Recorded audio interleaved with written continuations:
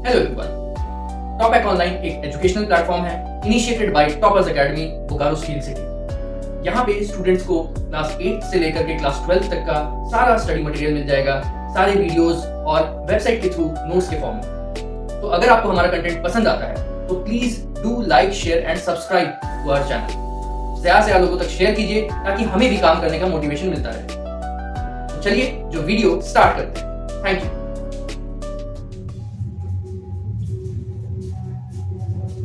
Hello students, आज हम लोग अपना लेक्चर 3 कवर करने वाले हैं रिलेशंस एंड फंक्शंस का।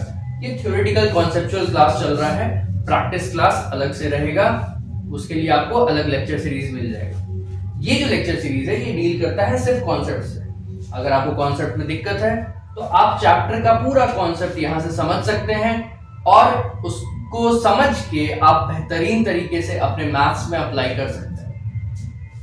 रिलेशन एंड फंक्शंस का जो लास्ट टॉपिक हम लोगों ने कवर किया था वो था रिलेशन ऑन अ सेट। क्या होता है, ठीक है, ए क्रॉस ए का सबसेट होता है, रिलेशन ऑन सेट ए बनता है। आज हम लोग देखेंगे कि what is an inverse of a relation. तो चलिए स्टार्ट करते हैं। स्टूडेंट्स, आज जो टॉपिक हम लोग स्टार्ट करेंगे वो है what is an inverse of relation. एक रिलेशन का इनवर्स क्या होता है? देखिए ऐसे डिनोट करते हैं, आर इनवर्स, आर का पावर हम -1 डाल देते हैं, इनवर्स हो जाता है। इसका जो एलिमेंट होता है वो होता है बी। कब? जब ए कॉमा बी आर सेट मतलब रिलेशन सेट का एलिमेंट। अगर ए कॉमा बी एक पेयर है जो रिलेशन सेट में प्रेजेंट है तो आर इनवर्स में वही पेयर को पलट के बी कॉमा ए बना दिया जाता है और कुछ भी नहीं होता है।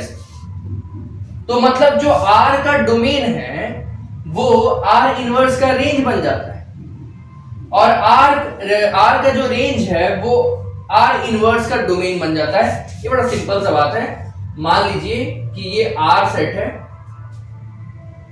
और ये ए सेट है और ये बी सेट है। 1 2 3 4 5 6 7 2 5 2 4 3 7। मान लीजिए कि इसका जो रिलेशन बना वो कुछ इस तरह का था, 2 4 2 5 और 3 7।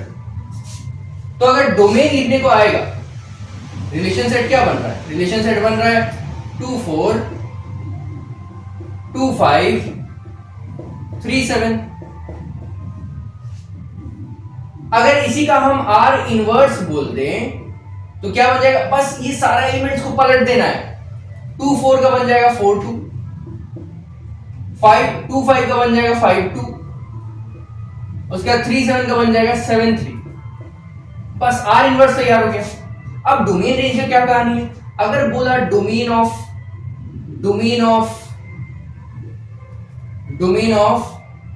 आर बताइए,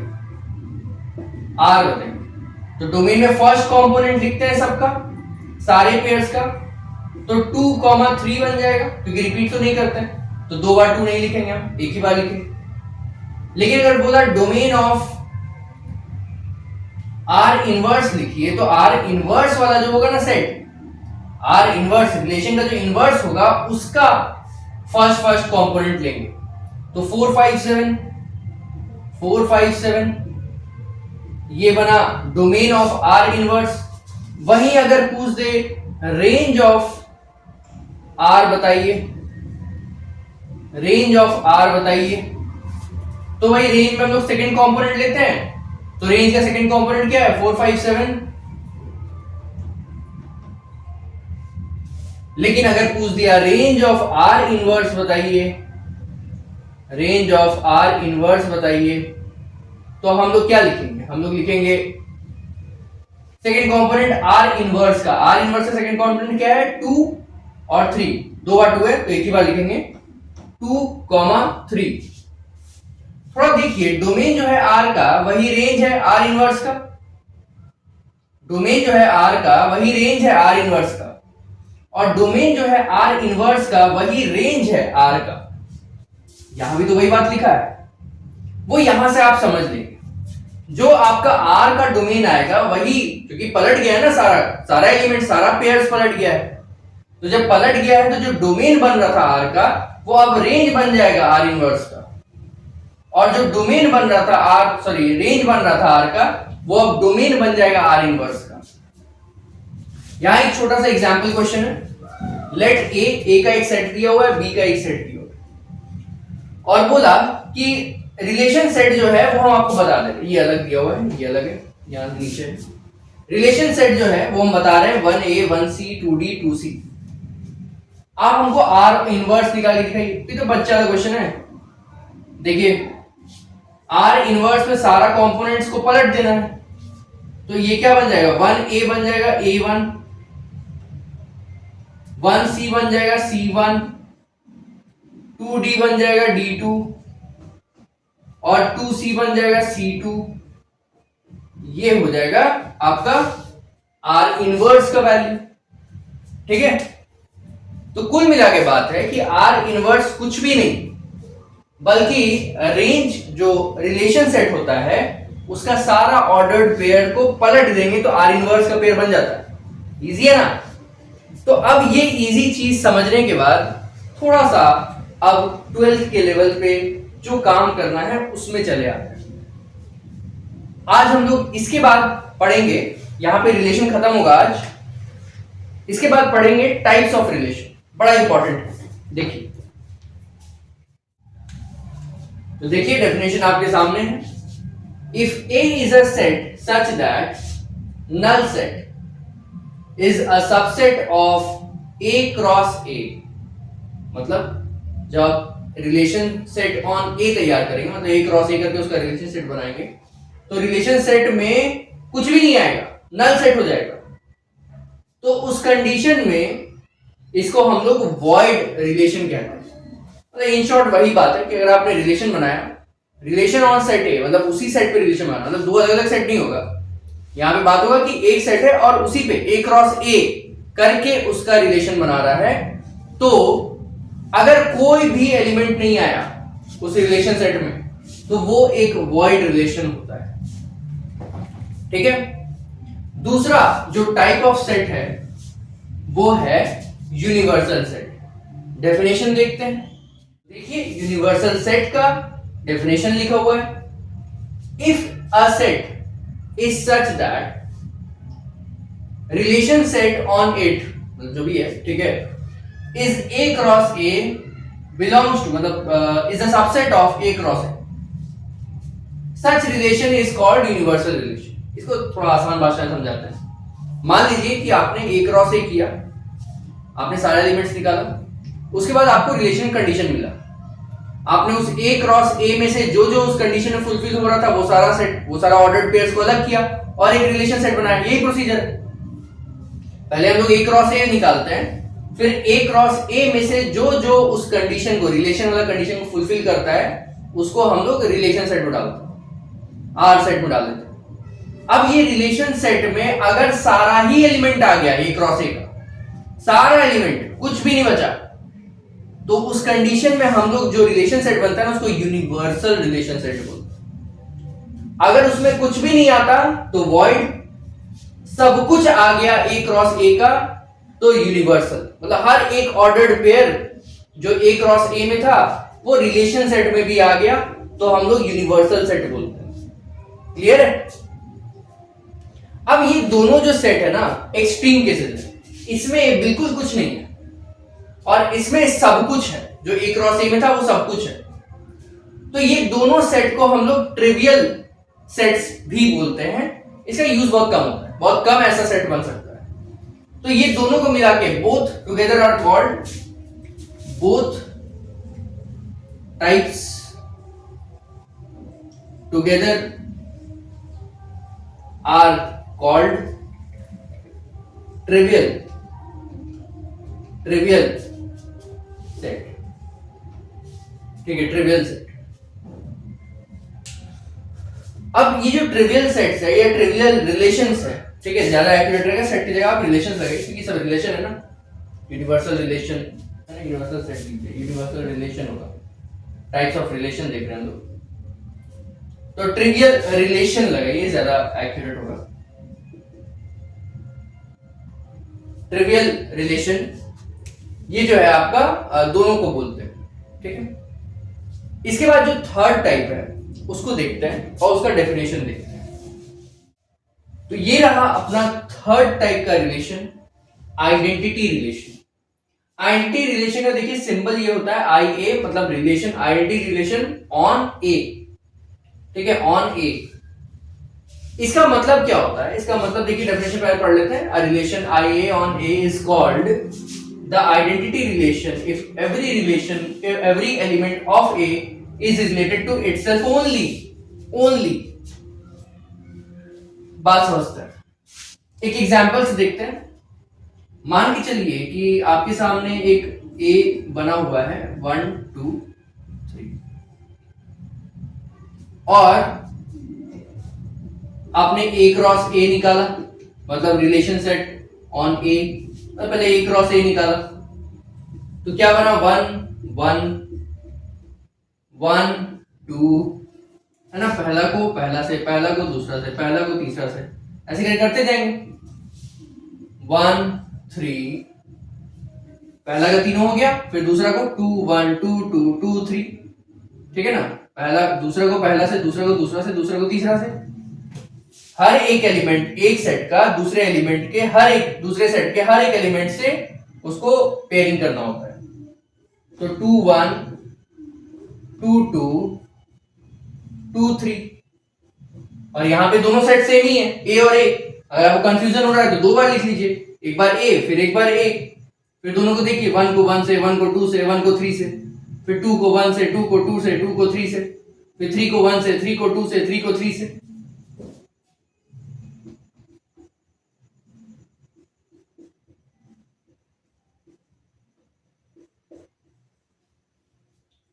ये बना आपका ए क्रॉस ए।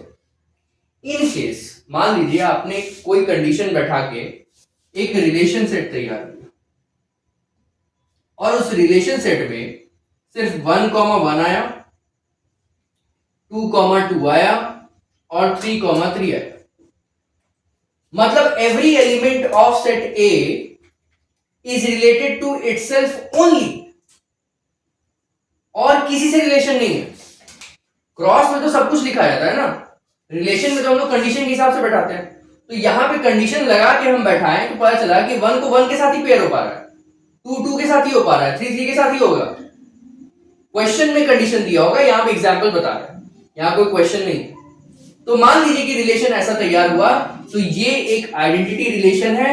इसको हम ऐसे डिनोट कर सकते हैं, identity relation on A. Identity relation on A यही है, every element of A is related to itself only. अब ये आइडेंटिटी रिलेशन समझने के बाद इसी के जैसा एक दूसरा रिलेशन को समझेंगे। चलिए नेक्स्ट फोर्थ टाइप का जो रिलेशन है, रिफ्लेक्सिव रिलेशन, उसको समझते हैं। A relation R on a set A is said to be reflexive if every element of A is related to itself. कुछ कुछ सेम लग रहा है ना आइडेंटिटी जैसा, कि every element of A is related to itself, लेकिन एक अंतर है। आइडेंटिटी में क्या लिखा था? every element of A is related to itself only, और यहां पे क्या लिखा है? यहां पे लिखा है every element of A is related to itself, तो वो रिफ्लेक्सिव हो जाएगा। मतलब बड़ा शॉर्ट सा बात है कि आपने जो पिछले क्वेश्चन में, पिछले एग्जांपल में रिलेशन सेट देखा था, उसमें ऐसा लिखा होता,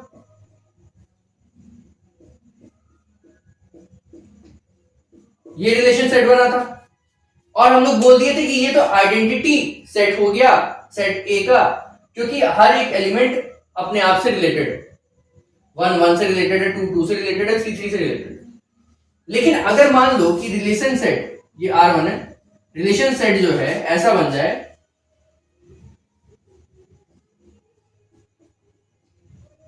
ऐसा बन जाए, ठीक है ना। तो ये भी तो देखिए ए क्रॉस ए का पार्ट है, मतलब ये भी एक रिलेशन सेट है।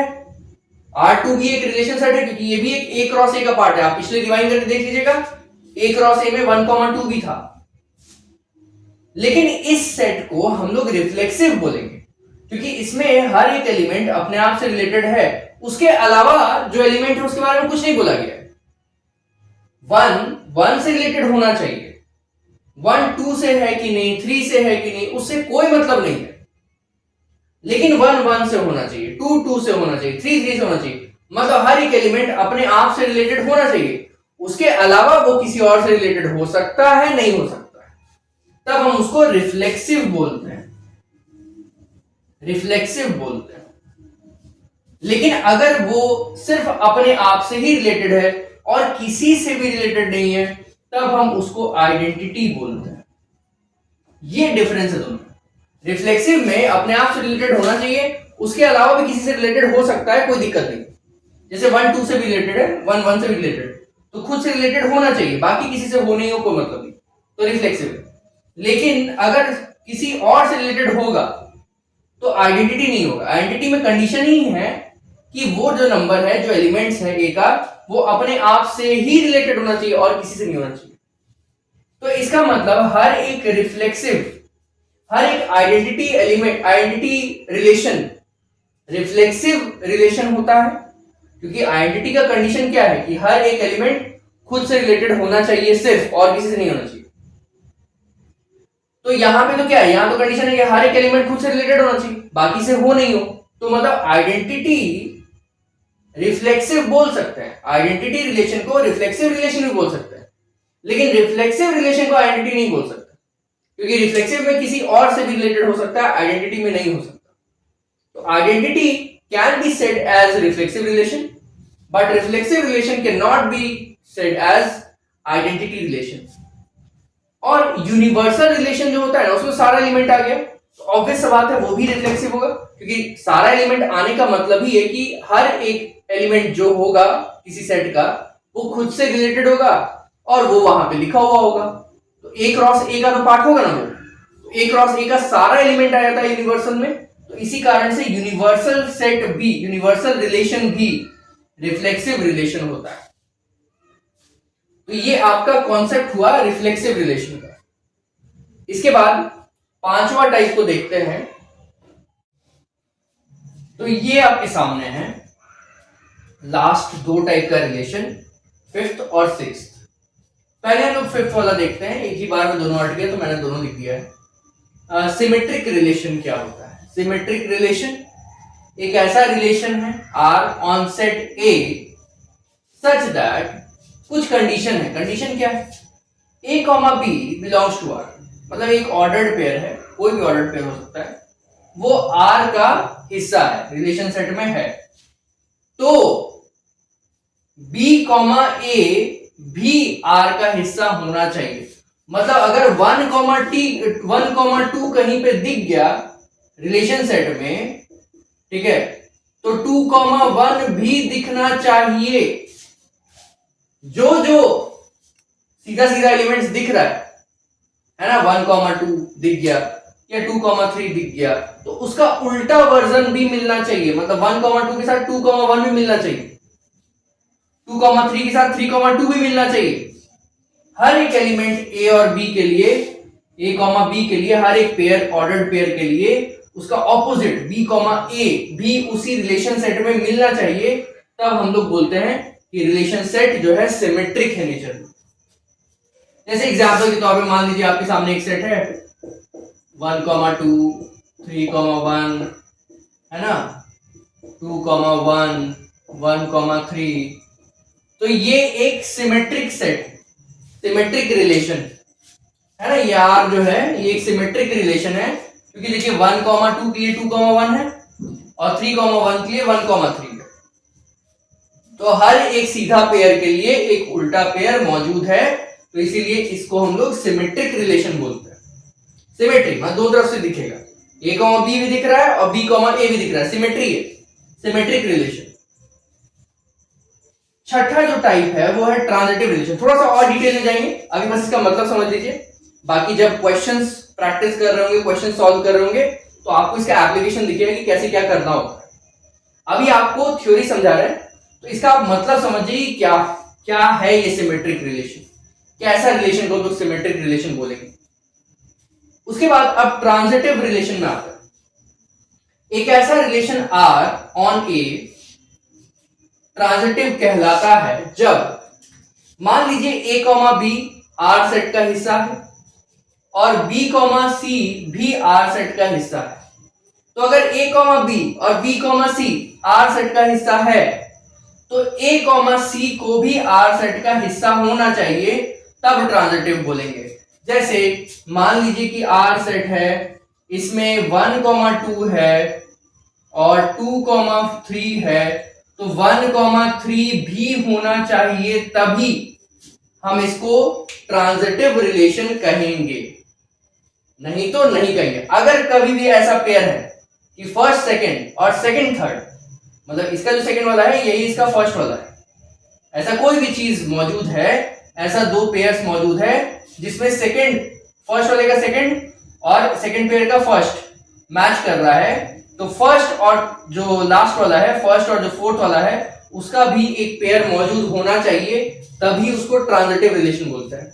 1 2 2 3, तो 1 3 भी होना चाहिए, ट्रांजिटिव रिलेशन। तो यहां तक में हम लोग का लेक्चर 3 ओवर होता है और लेक्चर 3 के साथ ही हम लोग रिलेशन को कंप्लीट किए हैं। अब हम लोग फंक्शंस का कॉन्सेप्ट को लेंगे, उसके बाद प्रैक्टिस सेशंस आएगा जहां पे क्वेश्चन सॉल्विंग होगा। तो पहले कॉन्सेप्ट ले लीजिए, उसके बाद क्वेश्चंस को भी सॉल्व करेंगे और बाकी सारा सॉल्यूशंस जो है NCERT solution, RD Sharma solution, RS Agarwal solution, ये सब आपको स्लोली स्टडीली इस चैनल पे मिल जाएगा। जहां भी आपको डाउट है, जैसा भी डाउट हो, आपको वहां से क्लियर हो जाएगा। बाकी बात बचा, अगर आप लोग बोकारो में कहीं रहते हैं तो आप लोग जल्दी से जल्दी हमारे कोचिंग सेंटर में भी ज्वाइन कर सकते हैं। गूगल मैप में आप टॉपर्स एकेडमी सर्च करेंगे तो आपको हमारा एड्रेस भी मिल जाएगा। तो चलिए इस लेक्चर को यहाँ पे एंड करेंगे, मिलेंगे अपने अगले लेक्चर में। तब तक पढ़ते रहिए, आगे बढ़ते रहिए। Thank you.